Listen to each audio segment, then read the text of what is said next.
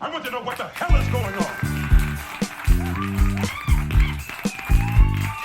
Yeah, I said, our totally perfect, 100% all the time clap, 3, 2, 1, clap, and then literally there was no sound at all from anywhere other than me. And I'm like, and then like Jamie eventually said, I clapped, and I'm like, I didn't hear anything. So anyways, all right, so let's try this again, and we'll pretend like this was 100% What do you mean? perfect. What do you mean again? This is the first time. Let's go. Oh yeah, absolutely. So let's do our clap. 3, 2, 1. Perfect. Oh my god, I'm sure that's 100% perfect because we are so on the ball. Yes, we have our shit on lockdown. Of course it is. Yeah, one thing I know for certain that is not 100% on the ball was the movie we're watching this week. It was amazing. I don't know what you're talking about. Oh my god, we are going to need to talk about gaslighting and what it means in personal relationships. Because for you to tell me that there's nothing wrong with this movie, I have to question reality around one of us. I'm not sure which one. But, yeah. Hi, everyone. We are Screen Share and Chill, and we watched a bad movie. Yeah. If you haven't seen the title of the episode or anything, we watched A League of Extraordinary Gentlemen. And I'm Kelley. More like the League of Extraordinary Shittlemen. I'm Keith. So what masterful wordplay, sir. And I'd say it's the movie of extraordinary possibility. And I'm Jamie. Oh, well, okay. I like the optimism. Yeah. The optimism I can get behind. Like you had potential. Because it could have been really good. It had so much potential. Yeah, I can see it. There were some parts of it that were really, really brilliant. It just got let down by some pretty glaring... The concept was a brilliant concept. Yep. Yeah, and even like the look of it and everything was really cool. But yeah, well, that's maybe not a brilliant concept because it's basically, hey, what characters are copyright free that we can jam all together and make a movie out of? It's the Public Domain Avengers. Yeah. Or another alternative title for this movie would be the Sean Connery Snuffathon or Snuff Film, because this was officially Sean Connery's last movie, right? Put him in the grave, yeah. Put his film career in the grave. You can't say that. He's Absolutely. like, is he dead? I mean, probably. I don't know. How do I not know that? Wow. Oh my goodness. Well, I mean, I believe he's dead. Jesus, that's I was not expecting this conversation to go put Sean Connery in the ground. Yes, he died on October 31st of 2020. He died on He died on Halloween. Wow. 2020, and this movie is what killed him. No, this movie is the end of his career, though. He did go on record saying that this movie made him want to never act again. I can see why, because he was really fucking bad in it. Like, I've lost friends, white men and black, and much more. And I'm not the man I once was. if I went out there and shit the bed like this in public, I would probably not want to go out in public again either. So, backstory, do you know why he did this movie? Let me guess, his grandkid wanted him to or something. No, his agent was pissed off at him because he passed up the architect in the Matrix because he thought it was silly and it would never go anywhere. And then he passed up, I think, Gandalf in Lord of the Rings because he's like, that's a bunch of nerd shit. I'm not doing that. And so... Yep. Yeah, imagine that. You pass up Gandalf in Peter Jackson's Lord of the Rings and the architect in the Matrix. Holy shit, you have like... and then you take this, Alan fucking Quatermain? I don't know which way they spell it. It's pronounced Quartermain, but it's not spelled with the R. But we have to talk about that eventually. Yeah, this was, it's the fact that it killed Sean Connery, killed his career, is, it's sad, but if more of Sean Connery's roles were going to be like this, then I'm not sure if I would have wanted to see a lot more Sean Connery. Put it this way, I hated making this comparison because I hate saying this out loud almost because it feels kind of ageist. But this movie felt like it fell into a similar category that Picard, the Star Trek series, fell into. And I'm sorry to bring up Star Trek again, but bear with me. No, you aren't. No, you are not. Don't you lie. No, I'm not really. It's like an Easter egg at this point, isn't it? Like, doesn't it have to be brought up in every episode? Yeah, I don't know if it's probably. a drinking. I don't know if it's an Easter egg. It's more like a drinking game. Yeah, it's so ubiquitous that it's hard to get through like 10 minutes without me mentioning it. But anyways, in Picard, okay, so I love Patrick Stewart. Patrick Stewart played Jean-Luc Picard in Star Trek The Next Generation, and everybody knows who Patrick Stewart is. He's Professor X, yada yada. And he is an amazing guy. He's done a lot of work for like women's rights and abuse shelters and stuff like that. He's spoken out against a lot of toxic masculinity and those kind of elements in nerd culture. Just a stand-up dude. Great, amazing actor, whether you're talking about Excalibur or Dune. Silence! Or Next Gen and all that stuff. Anyways, when he gets on stage or on set for Picard, in season 1 especially, they have him playing this like pseudo action star, like Harrison Ford, and he can't do that. Yeah, he doesn't have the physical capabilities anymore. He's too old. Like, I mean, I still love the shit out of the man, and there's still a million things he can do. But fist fighting with a in shape 22-year-old that's 6'2" doesn't look right. He can't hold his own that way. And this movie fell into the same category. I'm watching elderly Sean Connery throw shadow punches at in shape assassins, and the assassins are just going ugh and flying across the room. And I'm like, I'm more worried about Sean Connery. Are you okay after throwing the punch, sir? I'm not the man I once was. I don't know. He fell into that weird category where like I almost, and even the acting feels like he knows what he's known for and he leans into it so much that it's over the top with his mannerisms and everything. And I don't know. He was hard to watch the whole time, aside from the fact that his character was rife with fucking like old timer misogyny and weird shit going on. Terrible one-liners, just the worst one-liners. Oh my gosh, yes. Like Arnold ate on those and Sean Connery vomited on those. So let's start from the beginning because I have things to say about this almost instantly. Yeah. We're in what? We're like in the 1890s, turn of the century, essentially. We start on the streets of London, and there is panic on the streets of London because there's like the first ever German tank is riding down the streets of London. And the bobbies are trying to stop it. And this one guy, he just stands in front of the tank and lets it run him over. It's like so slow. It's very bizarre. Wasn't that a scene in Austin Powers? Yes. Where the guy stands in front of the... Yes, exactly. Watch out! Watch out!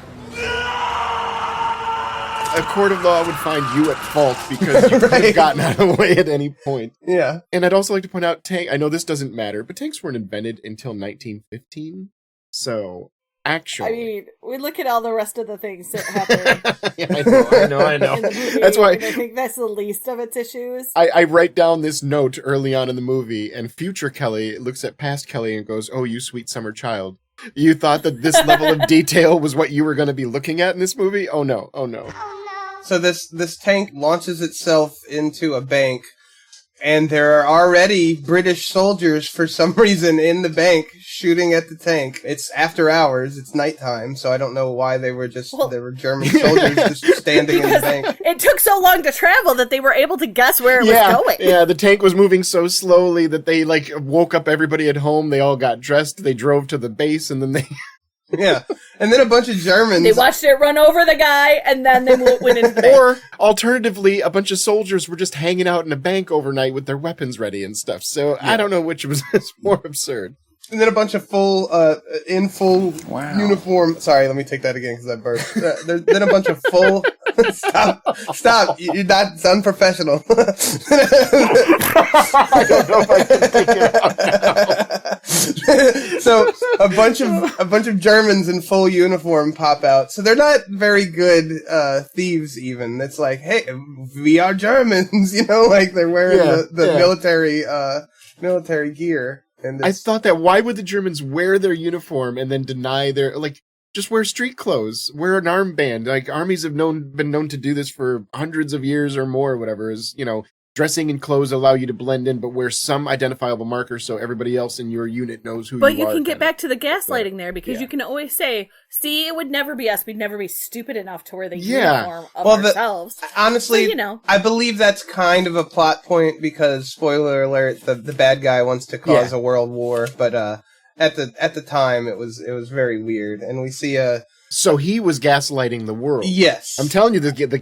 gaslights, there's levels upon levels of gaslight in this movie. There are some parallels to Hellboy, the way this opens with like Germans and a big like masked evil bad guy working with the Germans, but this guy's nowhere near as interesting No. as that The masked guy from Hellboy was so Right, much but better. it's worth drawing that conclusion because it is by the same person.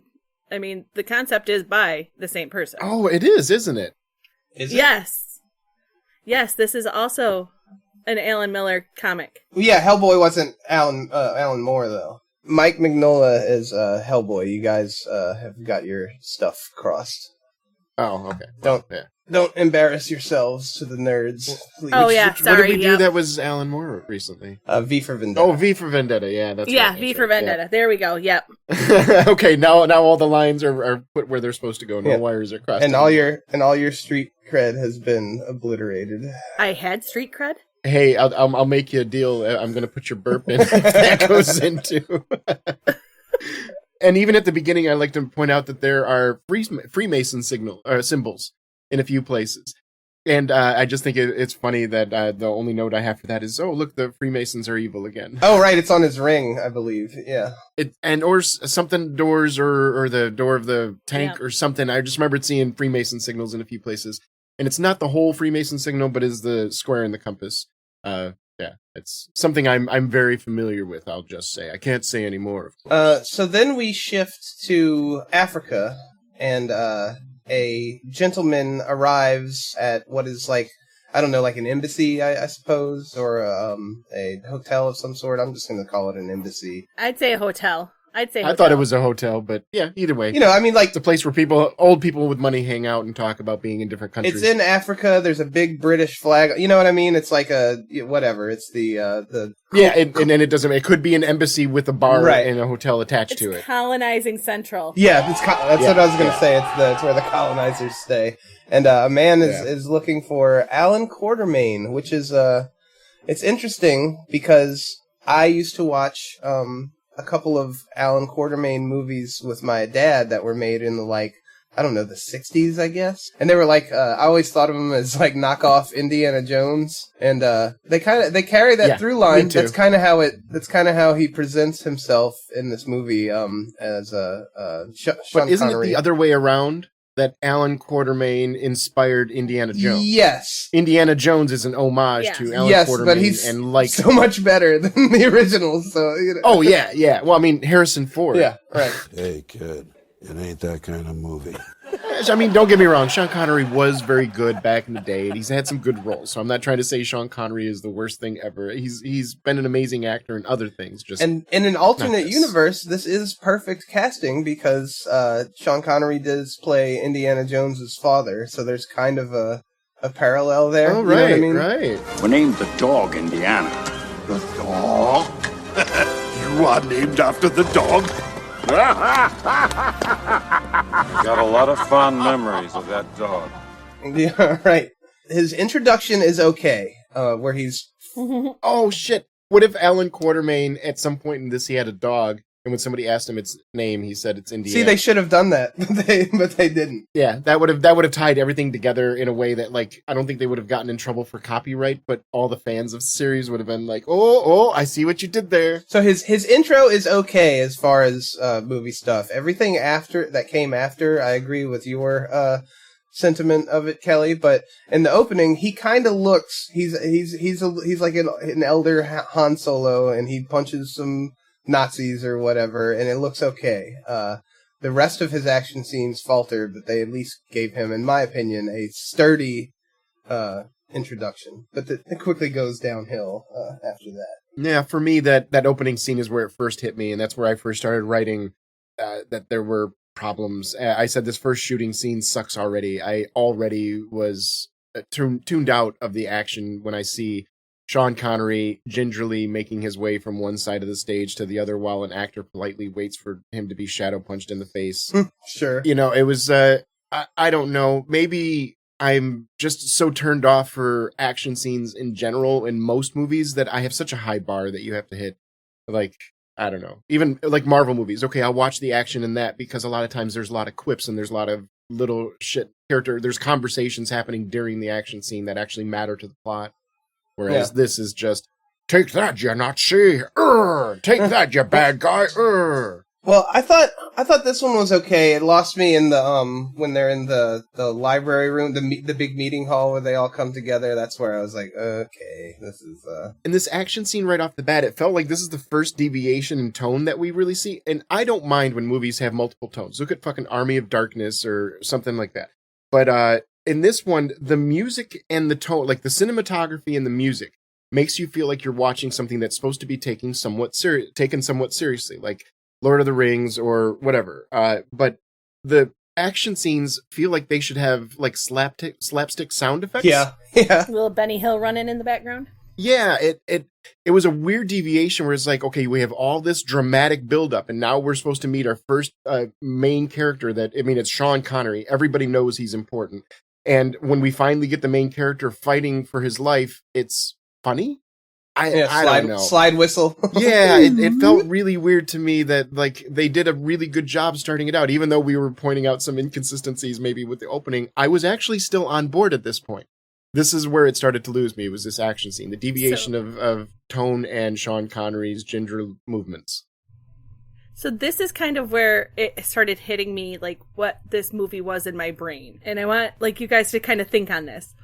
To me, this movie represents like somebody who is brand new to Dungeons and Dragons, a whole group of brand new people playing Dungeons and Dragons. Okay. Oh, right. Like you have the beautiful setting, you have the source material, you have everything there. It starts off great, and then It goes off the rails. they don't know what to do, so they just fight. Yeah, and they pick the most like notable characters. Well, I'm going to be Alan Quartermain. Right. Well, I'll be Nemo, Captain of the Sea. I'm the Invisible Man. And I'm going to be Nina Right. from Dracula. She's a vampire. No, she's not. She is now. Exactly. So this fight spills outside, and they left a bomb inside the bad guys. And this is possibly the most terrible CGI explosion I've ever seen in my life, because they're standing outside, and the front of the hotel explodes, but it's clearly just like a fireball imposed in front of the hotel. Yeah. And when it clears, it's all like photoshopped, like fucked up. Yeah, Like it's just dark. The entire thing is intact. It's just black because, and I'm thinking like the size of the explosion would have been the sound wave would have pushed all of them down. It was a huge fucking explosion that they photoshopped on top of this building that never took any damage. But yet there's no like flying lumber or anything of that nature. And everybody that's standing there, their hand. And they barely flinch.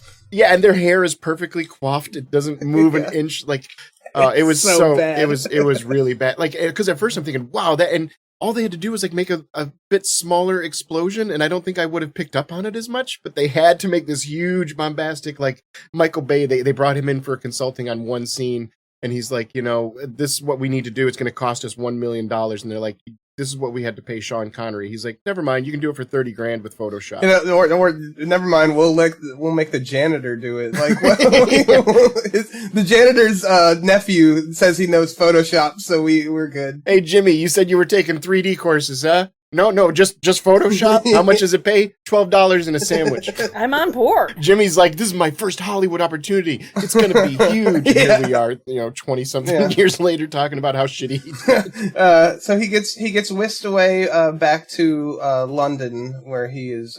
Somebody came there to grab him because somebody wants to meet him. So we head to rainy. He tells him to dress. This is a little joke that this one kind of landed. He says dress for summertime in London, and they show up and it's just raining. Like yeah. Well, I would like to say London is beautiful, and this is like another note where I put just a great setting. This setting feels like it is the same kind of universe as Sweeney Todd, the one with the Tim Burton one.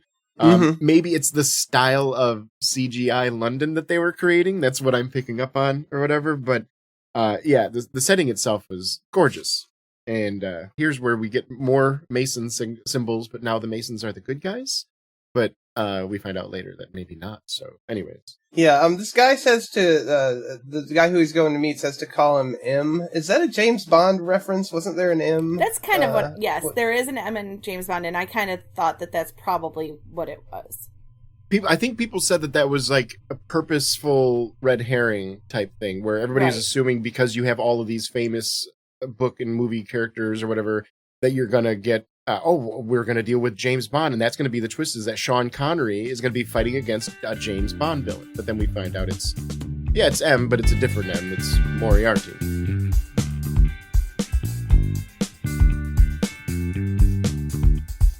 Captain Nemo shows up, which another movie from my youth was 10,000 Leagues Under the Sea that I loved growing up. Quite a different representation of Captain Nemo. I don't know which is more accurate. Yeah, I've never read the book. I'll assume it's the other one and then not this movie because this movie does a lot wrong. Actually, from what I'm reading, he is about the only one that is well portrayed. Yeah, I was going to say, it would make sense if Jules Verne made him a different ethnicity, nationality kind of thing, because, exoticism of the other kind of thing would make sense.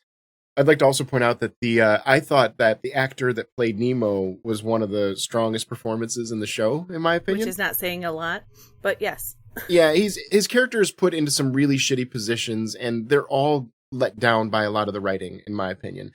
But the actor that played Nemo, I thought I was taken back by him. I thought he was good with his physical actions. I thought he was good with his acting itself. I just wish he was given a little better material, and it made me look into him a little bit. And his name is, probably going to butcher this, but Nasiruddin Shah, and he's an Indian actor, and he's apparently like so well loved in India that he's won a million like government awards, and he's in like the Hall of Fame there and stuff. So, not surprising that Western media will pick the biggest actor they can in another market to, hey, come over here and do a shitty job or a shitty movie here. Let's borrow your respected and highly esteemed name to try to sell the Sean Connery snuff film. Yeah, come on to Hollywood. We're ruining careers. Yeah. Here's your one, and he never, and as far as I can tell, he never did anything else really in Hollywood, at least not of note. So then the Invisible Man shows up. Get it? Get it? Yeah. Yeah. We hear a voice, and we don't know where it's coming from, and then we see like a jacket being put on an invisible form, which means he's just been hanging out naked. And surprise, that's like a running joke in the movie, I guess, is that the Invisible Man just walks around hanging dong. Yeah, his balls are on your couch, that kind of thing. He's making that joke all the time, and then I'm all of a sudden wondering, like, how often does this man bathe? Because his hygiene is of much more importance than the average person. We have barriers, sir. You do not. Well, he would have to bathe a lot because otherwise you're like, what is that smell? Yeah, true. And he'd have to have like scent-free stuff. You'd see the dirt. Yeah. But this is one of the things that's like a cool visual effect that the movie had in its favor. Yes.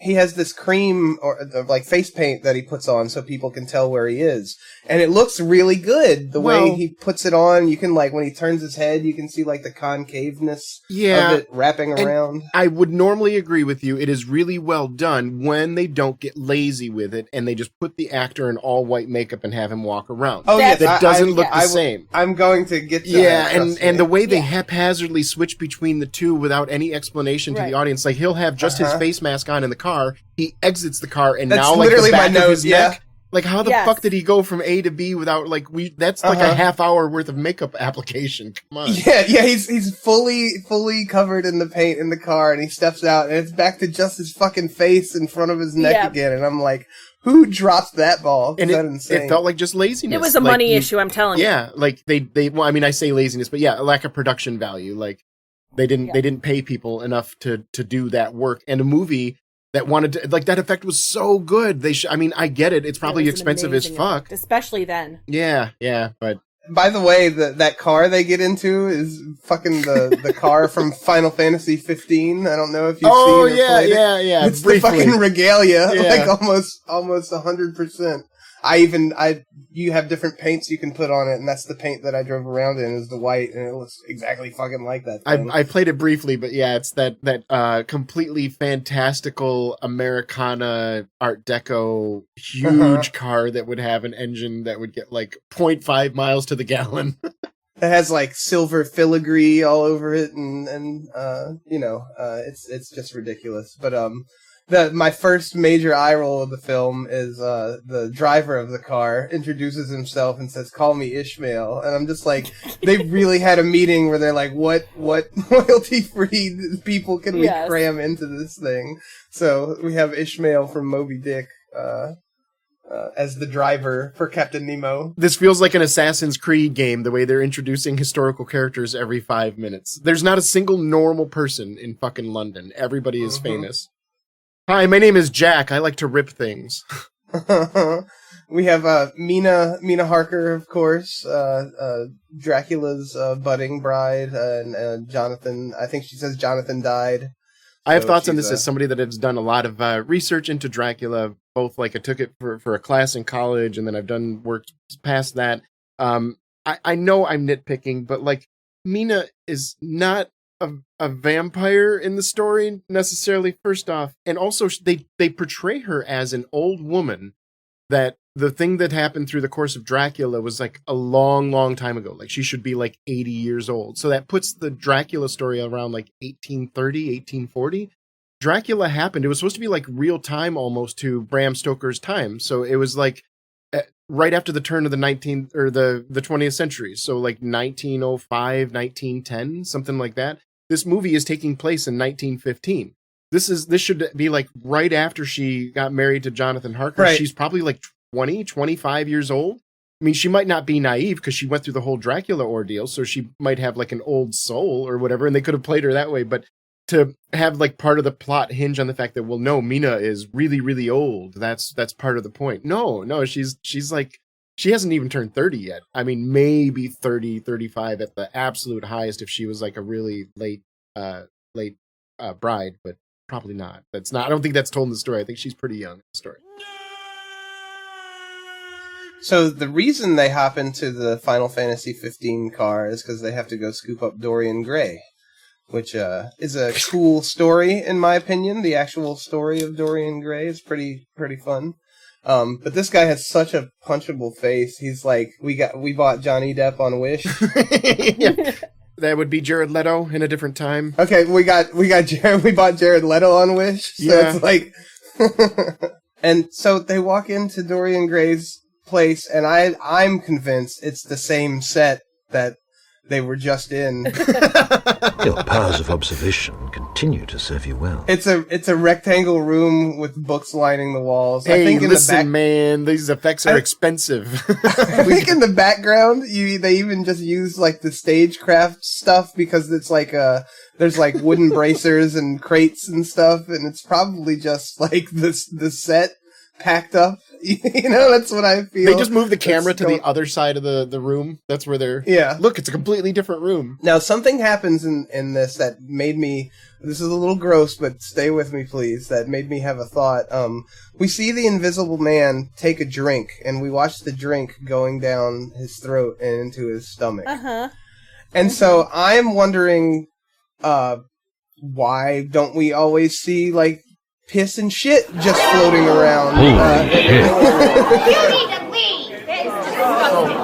Yeah, saliva in his throat. Yeah. Like, we're made up of water. We have so much water in our whole fucking bodies that at what point does it become invisible? When his stomach starts to like pass it into his intestines? Is that when? Right. You know? Yeah. So this movie it has forced stomach acid first. Yeah. Like, what's the difference here? What's the deal? That this movie made me have that question in my mind. Sure, Jam. I didn't come up with that on my own. The Sure, movie Jam. made me think about that by Jam. showing me this stupid scene of him drinking whiskey and it going down into his tummy, and I'm just like, well, where's everything else? You know. And let's be honest, they could have taken the money they spent to shoot that shot to make the makeup a little more congruent. A couple other things that we're at the bookshelf right before the bookshelf fight, right? So the guy that plays M or whatever, I forget if that's the name he goes by at the beginning, but I couldn't tell. The, Is that the Phantom is the bad guy. The Phantom is what he calls it. Yeah. But is that the Duke from Moulin Rouge? Is that the same Yes, it guy? is. Oh, Yes, it is. It's a little bit funny, this feeling inside. Okay, because I was gonna say, like, as soon as I saw him, I was thinking, this is the Duke from Moulin Rouge without the evil, sneering accent, and it was. I thought I was like, wow, this is the Duke's good twin brother, and then I'm like, oh no, he's still evil. No, he's still bad. Fucking Colin Moriarty. Yeah. They also reference Phantom of the Opera. Phantom of the Opera was written by LaRue in 1911, so at the that maybe that's really well timed, and they're like, oh, this was a popular thing at the time. More than likely, I think they just didn't give a shit when actual things were written or made, and they just threw in Phantom of the Opera because they're like, oh, that's some old-timey shit. Throw that name in there too. So. Yep. I mean, that's Tom Sawyer shows up. Yeah, and that was a agent. late addition because they felt that they had to appeal to young women and American audiences, so that's what Tom Sawyer was thrown in for. Also, it's kind of fucked up on the head there. It's kind of fucked up that they made Tom Sawyer a cop. Like, that's dirty. Like, he'd think he's the last person who's going to be a cop. You know? Yeah. Right. And he's like a grifter. Yeah. He's also, like, this is where we start seeing, like, okay, in the first scene that we saw Alan Quartermain, he was like an Indiana Jones, scruffy, but he's got a cocky grin on his face while he beats up the Germans kind of thing. Cool, like, whatever. Now we start to see that he is kind of sexist, he's kind of arrogant, he's most of the time rude, and always just angry. He's just angry to be wherever he's at, it seems like. If anything's pulled him away from his embassy in Africa, if anything pulls him away from his manifest destiny of saving everybody by being the white man, then he's going to be just pissed off at the world around him. And I'm like, are we supposed to be like, is this our protagonist? Is this who we're supposed to be like happy with? Because aside from a little bit of cocky fighting at the beginning and the fact that he's Sean Connery, he doesn't have any real endearing qualities. He's just pissed off. He's like the old man that goes to a family function that doesn't want to be there. He's just like, I have a feeling that's the reality of Sean Connery bleeding through into the movie. Yeah, that's what I was gonna say too. And I'm completely pissed off. That would make sense because they look like. Oh, what did it said? They said that the production for this movie was really fraught with a lot of conflicts and people not getting along on set.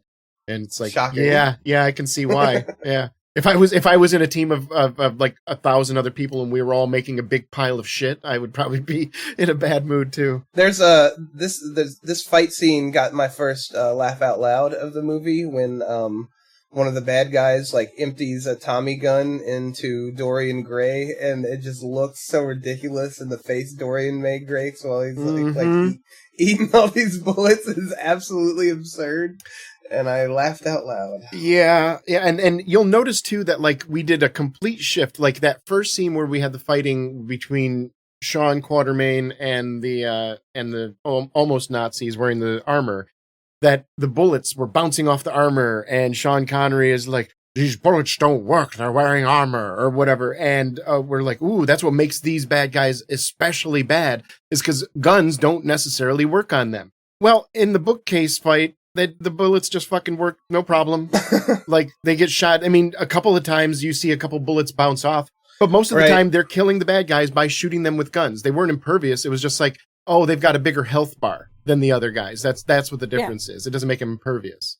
So I want to point out that when Dorian Gray tanks the machine gun, they show the bullet holes and they're all leaking sand. That's important for later because I figured out the twist of this movie. Let's just get into it. I figured out the twist of this movie early, and I'm like, well, obviously it's Dorian Gray because when they're later on the Nautilus, then things are, suspicious things are happening. Yeah. There's a little pile of gray sand in the steering. According to Wikipedia, that wasn't sand. That was flash residue from taking pictures. Yes. They show that eventually, but I figured it out because I was like, oh, sand comes out of Dorian Gray when he's injured. So their shitty writing gave away their own ending, even in the wrong way. Yes, 100%. Because that's what it should have been. It should have been residue from Dorian Gray healing. Yeah. And being in a fight. But no, it's literally, they show him with a big, stupid, clunky camera. They didn't pay attention to their own fucking characters, and they missed an opportunity to make it even better than what, yeah. We also, in this bookcase fight, we have the scene where the Nazi comes out and he's facing off, I forget who he's facing off against, but he says, draw your pistol, basically saying, like, how dare you not have a gun on you? And I was thinking, like, yeah, that checks out. Nazis are famous for not killing unarmed people. Yeah. That's Are you questioning the validity of my plan? Speaking of the Nautilus is now not only a modern marvel of technology for this time, it's also magic and grows to fill the size of whatever body of water it's in, because it shows up like in the English Channel or whatever, wherever they are, and it's like gigantic, and it's like filling it, and it's huge, and it's like skyscraper tall. And then later on, they just cruise it through the canals of Venice. Yeah, after showing how fragile it is, and they're just taking this huge ship right next to these very fragile supports that are holding up the... Yeah. So the incredible shrinking and growing Nautilus is present. The whole movie hinges on how fragile those supports are. But yeah, we're just going to drive this big old boat right next to it. And it's like 25% of the size that it was when it showed up in London. It's absolutely ridiculous. Yeah, it's the elevator ride. It takes as long as it takes for the two people to have a conversation. Complete plot contrivance. I mean, Alan Quartermain, at one point, I wrote that he is plot armor, the character. I mean, we can point this out in a ton of movies. This isn't the only time this happens, but like, how many times we see like people shooting submachine guns like 20 feet away from him, and somehow all the bullets go everywhere. He's a character with 1 agility but 10 in luck in Fallout. So they're here where the Nautilus is in the seedy part of I think they ride it. They might be in Paris now. They take it from London to Paris, and they're searching for what turns out to be Dr. Jekyll. And this is where the movie made me say, oh, this is a practice run for Van Helsing. Yeah. Because you're mashing up all these different stories and making a terribly cheesy movie. It's like, this is where that idea came from. They're like, what can we do next after they butchered this movie? And they're like, I know, let's do all the horror people. And that's a problem because it looks great. It sounds great. It sounds great if nobody's talking. Like the sound effects are good, the ambiance is good, the sets are really, even though you kind of pointed out they look kind of similar in a lot of places, but they felt like it's one of those movies where I feel like I could pause it at most scenes and it would be fine as a picture to put on your wall. And that's great. It's just every time they open their mouth, they sound stupid. And I feel like I'm yelling, I feel like I'm killing the messenger by yelling at the actors in this movie, because as far as I know, the actors were probably way overskilled for the kind of material they were getting. But every time a character spoke, I'm not going to lie, there were large portions of this movie where I kind of just tuned out, because if somebody was talking too much, I didn't give a flying fuck what they were talking about, because what little I did listen to, it was cringe. I put it here in a couple places. Dorian is so cringe. Dorian is so cringe. Every time Dorian spoke, I'm just like, oh my God. The only thing I will say, and I don't know if I should wait till later, but I'm just going to say it now. Dorian, I'm surprised that Dorian Gray's scenes haven't turned into reaction GIFs on Twitter and gone viral. Oh, yeah. Because I got to tell you, I could see the gay community, specifically like gay men, using a lot of Dorian reaction. What are you? I'm complicated. He's got a very the snarky white gay guy appearance to him through and through. So there's a part where somebody's running into the car and they're taking off without him, and he says, "What good are you?" And his smarmy face that he gives him as the car drives off is fucking hilarious. Yeah, if you can't turn into Mr. Hyde, then what good are you? And then just kind of so fuck off, bro. He's like a neener type of face. Girl, bye. But I do. Yeah. There you go. That's the GIF right there. You just made it. I do want to say though that the Mr. Hyde effect is great. It's a practical suit that this actor is in. Yeah. And the transformation is awesome because it's like It's not CGI. It's a series of different suits of him getting smaller and like twisted up, and that's really well done. It's a good effect. It's a good movie gag, and it's all practical, and I appreciate that at least. So the team is all together, and they're on the Nautilus, and we get another... When you say the team is all together, has Tom Sawyer joined us yet? Yes. Yeah, Tom so like Sawyer. his opening, oh my god, you want to talk about like, I feel bad again, because I don't know how much of it was the actor's fault, but what I wrote was bad acting. Like, Tom Sawyer as a character is just, he's so no fun. I don't like that character at all. It makes sense that he and Alan Quartermain are like best buds because both of them can just get in the bin. I don't need either one of them. We get another Invisible Man being a pervert, which that tracks with the Invisible Man. I mean, that's like I think in almost every telling of the Invisible Man, he's like a pervert who's like standing around like watching women naked. Yeah, and stuff. apparently if you're, invisible and watching women get dressed and undressed, that makes you a quote unquote creep or something. I don't know. The woke politics destroying America. Allegedly. Yeah. No, it's just wokeism. That's all it is. But he's in fucking Quartermain's room, and he like chases him out. And he's like, I want you with pants on at all times, or something. Yeah, what a weird thing to say. Did he hear like the flap? He's like, God damn it! I forgot to use talcum powder, so you can't hear the skin. I've lost friends. Yeah, it's terrible. What are you doing, bro? He just finally realized that when he sits down, his bum is on his everything, and he wants it clean. Or he like sit on his lap or something like that. Yeah. You motherfucker! Feels like you were excited, Mr. Quartermain. Rumor has it that you're a pirate. I'd prefer a less provocative title.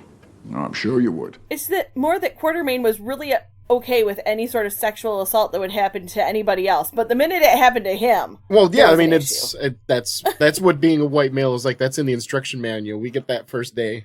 We can't read it yet, but that's what it tells us. If bad things happen to other people, then's just the brakes. Pull yourself up by your bootstraps. If bad things happen to us, this is a national emergency. Now we get a 22-minute segment that I think we're just gonna skip because it's just I guess quote-unquote character development on the Nautilus, but it's all just terrible acting and terribly written. It's where we get the introduction of the intrigue about, someone's a spy because they find that little powder pile and whatever, and it's not even for a good reason. It's a stupid reason that we find out later. Yeah, but I would like to point out this is where we get the Mina exposition, I believe, where we find out about Dorian and Mina's past, and you find out about she tells you that she's blah blah blah blah blah, and they're using the word vampire, and I'm like, how do they know what the word vampire means? Because that literally wasn't really a word in the common vernacular until like 1915. Ironically, the word vampire became popular in our culture because of Bram Stoker's Dracula, that she's a character in. How does this make sense? This is like the Star Wars characters referencing the Star Wars novels written by a character in the Star Wars universe. Like, I don't, how does this, my mind is wrapping around itself. So Mina is referencing a book she was in about her life. You know? Oh, okay. You see what I'm saying? Yeah. Like, yeah. So, and everybody knows what a vampire is. Alan Quartermain knows what a vampire is. Everybody knows what a vampire is. Probably because of the Bram Stoker novel, because it was super popular and it was like a pulp fiction. They came out, maybe not, but it was, I think it was. They came out with like periodicals, like you get the story in segments. So it was like Game of Thrones for them. They were all watching along kind of thing. You can make up your own headcanon where since all these other people are real, that obviously that's the thing that happened because Mina's there. So maybe Van Helsing published a paper on his, you know what I mean, that you could have. Yeah. I don't know. I don't know what the bad guy's trying to do throughout the whole movie. Apparently start a world war, but for reasons. Are we ever told why he's trying to do this? He wanted to destroy the world, I think. Because he's Moriarty. Duh. Yeah, well, he's trying to best Sherlock Holmes, but somehow Sherlock Holmes doesn't exist. Right. I mean, there's because he killed him, and so now he's trying to find a new nemesis. That's probably what it is. Yeah, but make it up on your own. It's a choose your own adventure because it's not clearly expressed other than he wants to start a world war. Well, at least we know in London a good business that you could start up would be chimney restoration, because with Mr. Hyde and all the shit they go through when they're trying to collect Mr. Hyde. He's trampling chimneys. He's breaking chimneys every other step, and then Alan Quartermain, while he's like shooting it, he's shooting the fucking the chimneys too, and they're just blowing apart like they're made out of fucking dynamite or something. I was like, goddamn chimneys! Like there are a lot of homes in London the next day that are like they're dead from carbon monoxide poisoning because their chimney got closed in the middle of the night, or who knows. So the Phantom, the bad guy's plan is to start a world war by blowing up Venice with bombs underneath the buildings underwater. So royalty-free Avengers have to stop this from happening. So we come to Venice, and that's where the Nautilus fits super neatly into the tiny canals of Venice. I think my jaw dropped when I was like, I can't believe that they literally just did that. I don't know. All this has a bunch of like supposed to be cool action that I just is not entertaining and did not follow. I got to tell you, most of my notes kind of stopped by this point because I really didn't care about much else that was happening. Yeah. I put a note here that at one point they have a figurine of Kelley, the Hindu god / goddess. Gender is kind of immaterial for them. But and I this is such a small nitpick, but I always find it so disturbing when people just associate Kelley with just death, because Kelley is like the force of the cycle of life. Yes. So she's a part of life, or she is death, yes, but she's also rebirth. She's also becoming a teenager. You could say that Kelley would be the goddess over somebody becoming a teenager and going through puberty, because that's the part of the growth of life. It's part of circle of life. Yes, Kelley will also be there to harvest at the time that you die, according to legend, yada yada. But I don't know. It feels like Kelley just gets this really horrible name as the goddess of death. And I was like, that would be like associating water with drowning. Like, no, water does a lot of good things too. It's not just there for people to drown in. It has some good parts too. Right. And like the fact that she's there automatically means evil. That's the other thing that really bothered me. Yeah, no, she's neutral, completely neutral, just like Shiva, and even like the hero gods of the Hindu. The Morrigan. Yeah, they're all you might see them as heroes because they're brought about in a positive light in current culture, but when it comes to gods, it's kind of like the Daedra in the Elder Scrolls. That like they're not good or bad. They have their own motives, and they don't always coincide with what we give a shit about. The one note I have in all of this garbage that's happening on screen is there's a high-speed car chase during which Alan Quartermain jumps out and just lands flat on his feet, like shooting and ready for action. It's the dumbest thing I've possibly ever seen. Yeah. Several people. Dorian Gray does it too. He jumps out of the moving car running, and it's fine. Well, like you said, this is supposed to be the Avengers. I was cracking up over the fact that they're there trying to save Venice, and meanwhile they're driving the car around and destroying Venice. Yeah, like through columns that are holding up buildings and shit. Yeah. Like, you don't break our city. We break our city. Exactly. But yeah, you're not even from around here. Sean Connery jumps out of this car that's going easily. 60 miles an hour, and he lands flat on his feet, no skid, no motion. It's just like full kinetic stop when he lands, and it's so bad. That totally makes sense for him, because as I watched this movie, I realized too that from a certain point of view, Alan Quartermain, as presented by this movie, is just a redneck Batman. Like, it's Batman for people that want to have, like, a cowboy playing Batman. Yeah, And it feels like, honestly, in a lot of ways, it's just a meh video game. Like, I would expect a video game like this to come out where you have, because you can't afford the Avengers license, like we've talked about. So you've got, Dorian Gray and Mina / a vampire, just kind of haphazardly thrown together. And you know what? It might be fun. If it's one of those like Focus Interactive $20 games, sure, I might give it a try, but no, this is not AAA quality. This is not a Ubisoft or that kind of game. So they stop some of the bombs from going off. Half of Venice is like destroyed.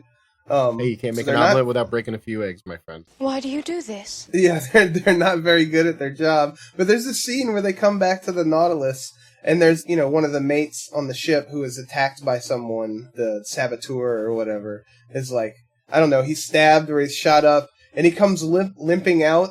But there's people, like, that he's passing by the whole step of the way, and I'm just think this movie again forces me to think he walked dying through this entire ship that's full of people, and no one helped him. He was able to make it to the outside the ship and be like, "Oh, Quartermain, there's a saboteur."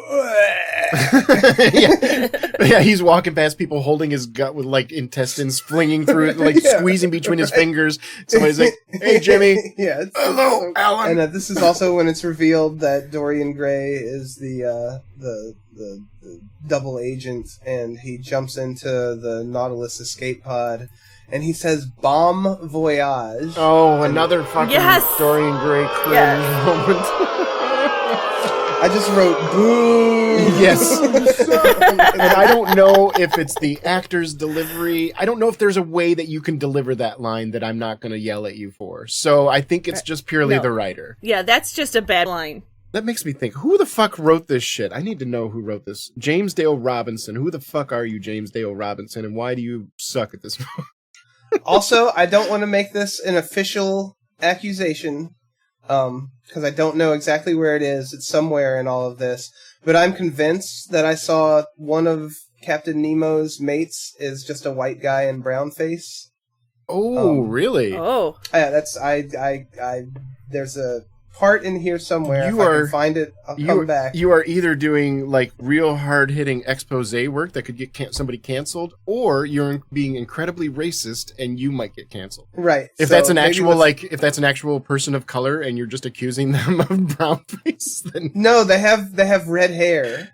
Oh well, I mean, red hair does exist in other places of the world. I mean, it is a very uncommon thing. It's just, but I mean, this is the League of Extraordinary Gentlemen. Yeah, so let's just say my alarms went off. Okay, that's I'll leave it at that. And I was like, I think I saw that. Which it just occurred to me. There's a League of Extraordinary Gentlemen. When you have a prominent female character in the main cast, isn't that kind of fucking rude? Like that would be like. What's even worse is that literally in the source material, Mina is the one leading the group. And it's, well, okay, if she named it that. Yeah. Then I could see that, like, this is my League of Extraordinary Gentlemen. From my understanding, no. But still, even her being the leader is kind of gives you something more to work with than just, and there's also some chick in the back, too. Don't mind her, like, it's different, if she's the leader. Would League of Extraordinary People, would that sound better or worse? Woke! Boo! It's not funny! League of Extraordinary Human Beings? Yeah. It's like, what is it? The PC mascot of Community is the human beings. Yeah, just the gray blob. Yes. It's just a gray nondescript figure with 2 arms, 2 legs, and a blob for a head. Yeah. Yeah. I love that. So Dr. Jekyll shows back up after he hulked out in the streets of Venice, and his clothes are not torn. I'm wondering, like, does he keep like a little baggie on him that has a full suit change of clothes for when he does this? That's the problem that people like Hulk always have, is they're ripping through their clothes. It's the person that's doing the Invisible Man's makeup while they're getting out of the car. Right. He's also doing quick changes for all the people as they... Sir, you've got a little rip on your collar. Let me take care of that for you. And they're all done. That's the really extraordinary part. Yeah, the real extraordinary gentlemen are the ones behind the scenes making sure these people are not dying constantly or not walking around naked or dripping in blood. Well, they failed to do their job with that one guy who walked through the whole ship and was not helped. Yeah, they were busy. There was only so many of the extraordinary gentlemen to do makeup and quick changes. He was too busy squeezing Dr. Jekyll back into his... full ballroom tuxedo to help this dying guy. Constantly sewing him new pants for every stage along the way as he got smaller, so that he didn't ever have to be naked. Because of course these movies always do that, where their pants, like, somehow we're supposed to believe that Dr. Banner and the Hulk have the exact same waist size. Like, the rest of the clothes will rip, but they're both 32-inch waists. Like, okay.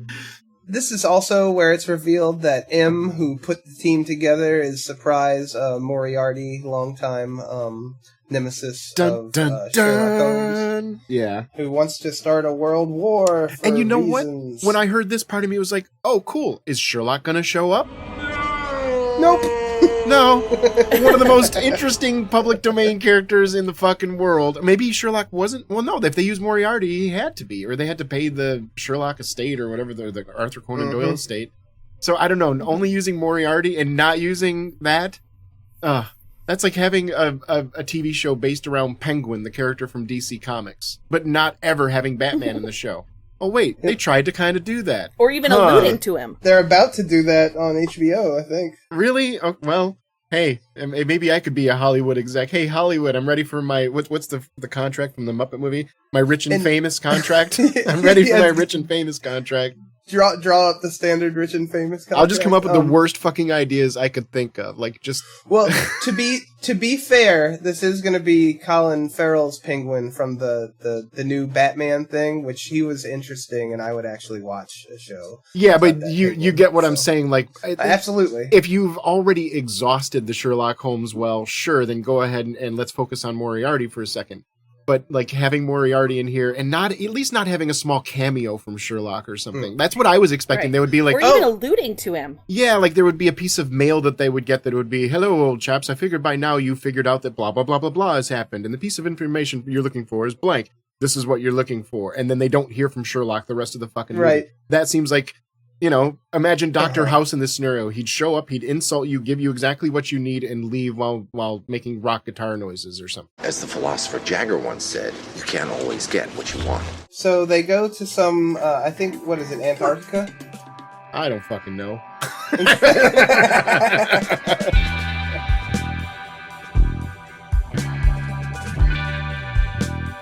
I don't remember exactly why, but there's a reason why I thought that it had to be the North Pole and not the South Pole.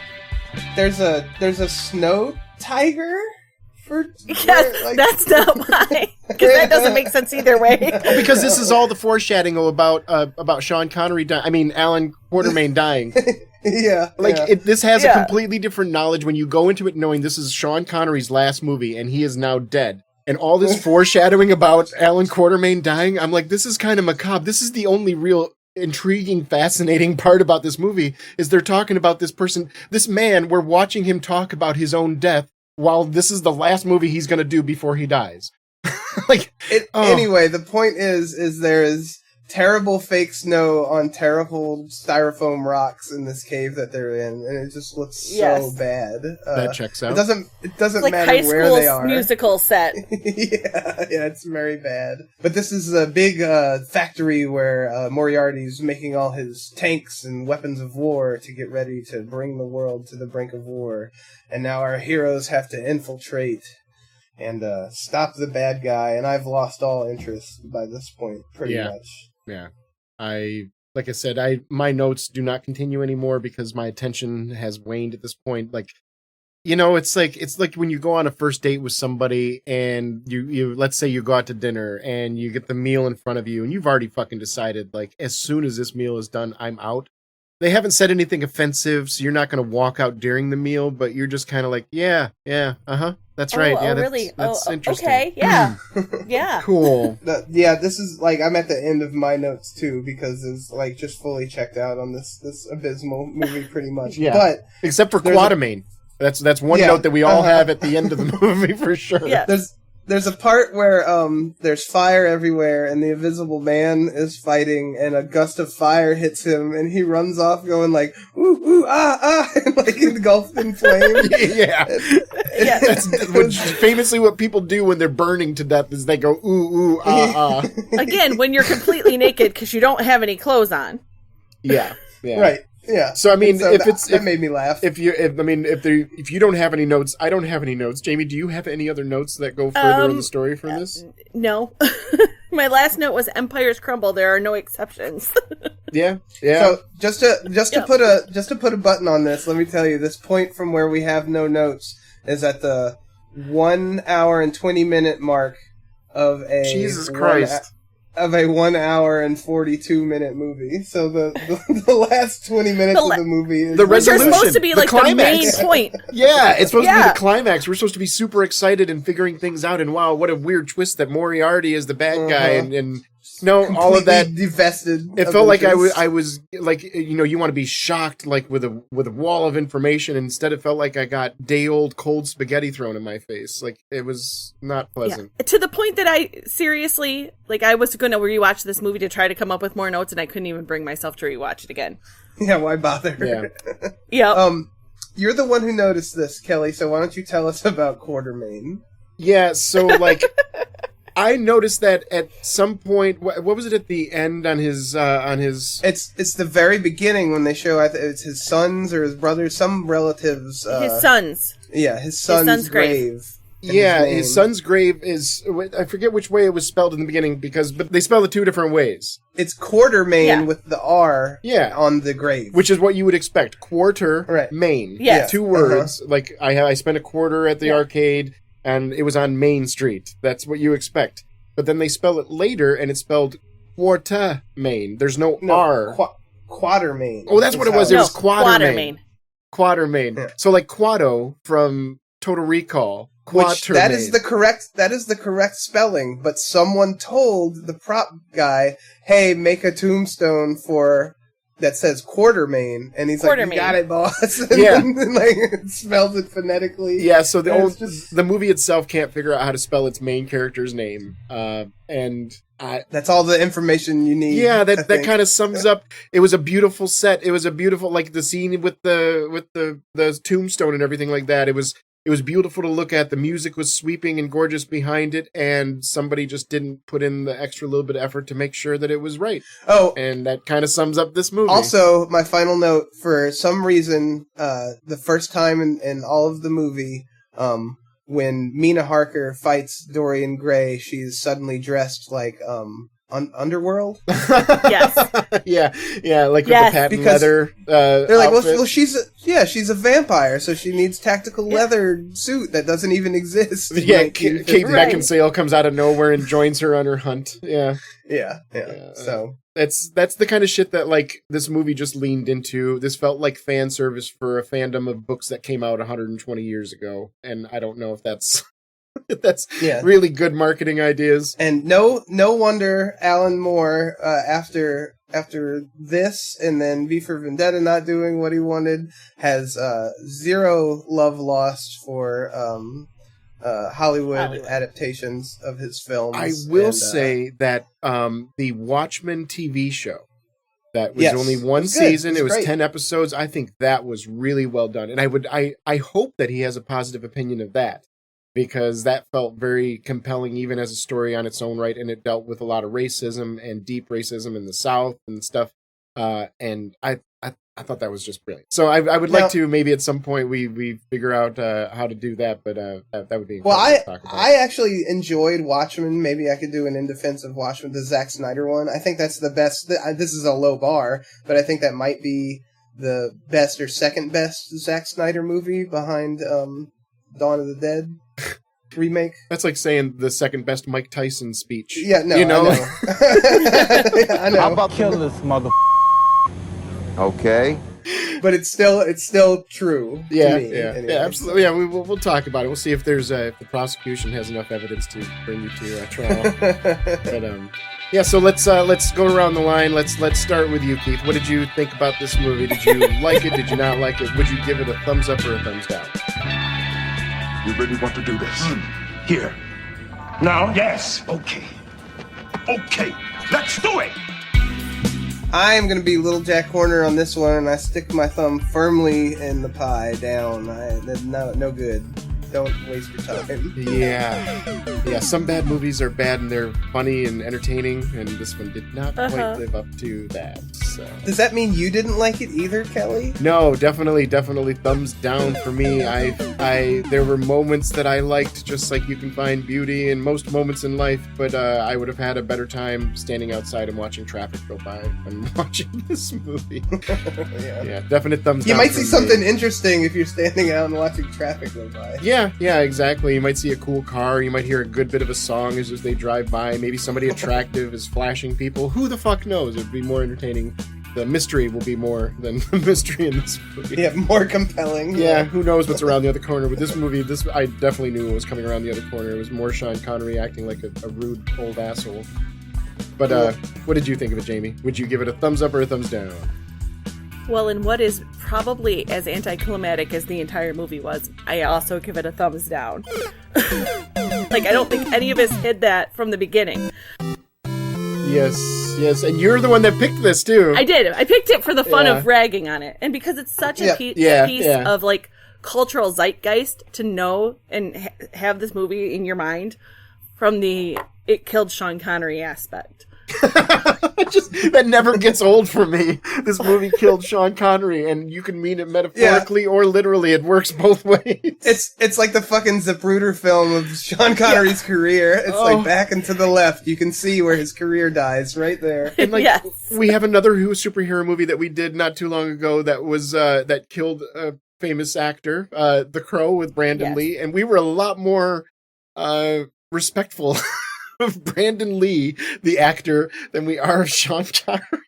Well, because that movie still did respectful literally of Sean kill Connery, but this movie physically killed a man. So. Yeah, The Crow did literally kill a man. This one just figuratively did. Yeah, he withered away into nothingness after this movie. Yes. Which is, some would say, is a worse death, but hey, at least he got to have some good meals and have some good times between this movie and his actual passing, so. And again, there's no offense to Sean Connery. I'm sure he's got people that are fans and people that are not fans. I don't know anything about the guy other than he's been in a few movies that I like. Like Last Crusade, Indiana Jones. That was a good one. The Rock was decent. I've never seen it. So. It's kind of a dumb action movie, but it's still fun. Mm-hmm. It's very fun. Yeah, right on. Well, maybe one of us will pick it at some point. Dun, dun, dun. So I guess that kind of leaves us with the ending of our show today. I had a good time chatting about it with y'all, even though the movie was kind of shit. At least it wasn't offensive shit like we've done before with High Life and stuff like that. It wasn't offensive. It just was not worth the time. Yeah, it was fun to point and laugh because we did it for a reason. If you have no reason to watch this movie, you shouldn't. Yep. You could watch it as a way to not run your D&D campaign. Like, because that's very much what it felt like to me. Like, just very much newbies trying to come up with their D&D campaign. And don't let that, discredit somebody from trying to go out and use these public domain characters. These characters that are in the public domain have a lot of legs left in them. You can do a lot of really cool things with these characters, whether you're going to do a retelling of the old stories with some new type of media, or if you're going to re-envision these stories or re-envision the characters or what happened after the events of the stories that we know that are famous. Kelley, my sweet summer child, don't you know that studio executives sit around and someone will say something like that? Hey, there's all these wonderful public domain movies licenses that we can make a movie about. Let's make a good movie about. And then the top of the studio is like, good movie? What the hell are you talking about? We need to make bad movies. It just gets watered down every step of the way. Like somewhere along the line, somebody like me was saying something like this, and then every other person that touched it put a little drop of water into that bucket, and it ended up not tasting anything like what the original idea was. So, yeah, keep it small. Like, because you're right. These are characters that are poignant and have a lot of place that you could go to a lot of places and really make it interesting, and they just failed to do that. Yeah, they just did not. So if you enjoyed this episode of Screen Share and Chill, make sure you follow us on social media. We have a Facebook page, we have a Ko-Fi page, we have Patreon. Ko-Fi, we have the option to force us to watch a movie. Yes, that means that for the right price, you can make us watch a movie of your choice. Of course, this is within reason. It has to be legal. And not anything too extreme, but we will mock it if it's not good. So don't think that just because you're paying us, you're paying for us to agree with you. Because I mean, if I could get paid for agreeing with people, I would have started doing that a long time ago. But yeah, so check us out on all the social media. And next time we will be doing something that we are unsure of right now. So I think the excitement is going to be fun. If it's anything like this, then at least we'll have something fun to talk about. But for Screen Share and Chill, I have been Kelley. I am always Keith. And I'm Jamie. See you later. Bye. Bye-bye. Don't blow up Venice on the way out. If you do, make a good movie about it. Yeah, and don't kill Sean Connery. Sean Connery, poor guy. He's already dead. Please don't bring him back to kill him again. RSVP, Sean Connery. I'm going to call the police. You go ahead, call them. Call anybody you want. They can't do